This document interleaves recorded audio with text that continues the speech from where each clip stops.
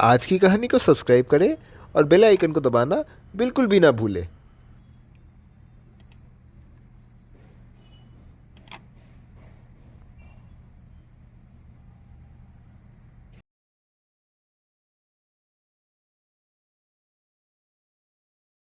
एक वन में एक बाघ पिंजरे में कैद था।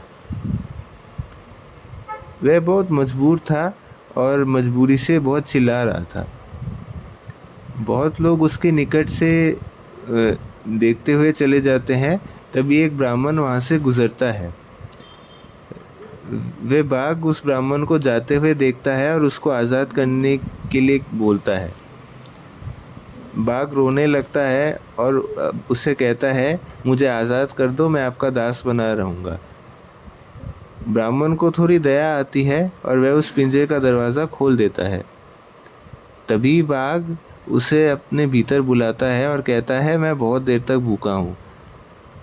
ये सुनकर ब्राह्मण भयभीत हो जाता है और अपने किए पर पछतावा होता है।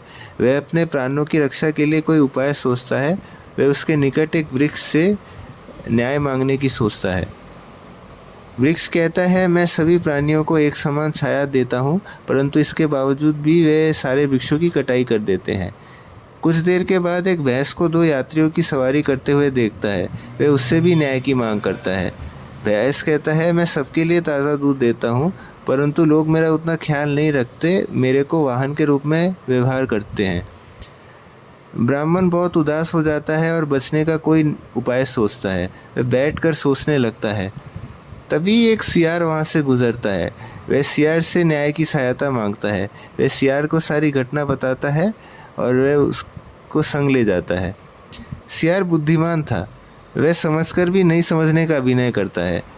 वह ब्राह्मण से कहता है, मुझे तुम्हारी बात समझ में नहीं आ रही। वह उसको उस बाघ के निकट ले जाने को कहता है। वह बाघ को पिंजरे में देखता है और उससे उसके फंसने के बारे में पूछता है। सियार पूछता है, हे बाघ, आप इसके भीतर कैसे फंस गए? बाघ उसको समझाने की कोशिश करता है, मगर सियार बुद्धिमान था। वह सब समझकर भी नहीं समझने का अभिनय करता है। वह बाघ से कहता है, आप इस पिंजरे के भीतर कैसे फंसे, ज़रा मुझे विस्तार में बताइए। बाघ यह सुनकर बहुत क्रोधित होता है। वह पूरी घटना को दोहराता है कि कैसे पिंजरे के भीतर फंसता है। वह पूरा अभिनय करके दिखाता है। बाघ अंत में पिंजरे के भीतर फंसता है और इस प्रकार से वह सियार समझता है और उस पिंजरे को बाहर से बंद कर देता है और ब्राह्मण सुरक्षित बच जाता है। तो ये थी आज की कहानी। आज की कहानी पसंद आई हो तो कहानियों को कीजिए लाइक, कहानी को कीजिए शेयर और आज की कहानी चैनल को कीजिए सब्सक्राइब और बेल आइकन को दबाना बिल्कुल मत भूलिए।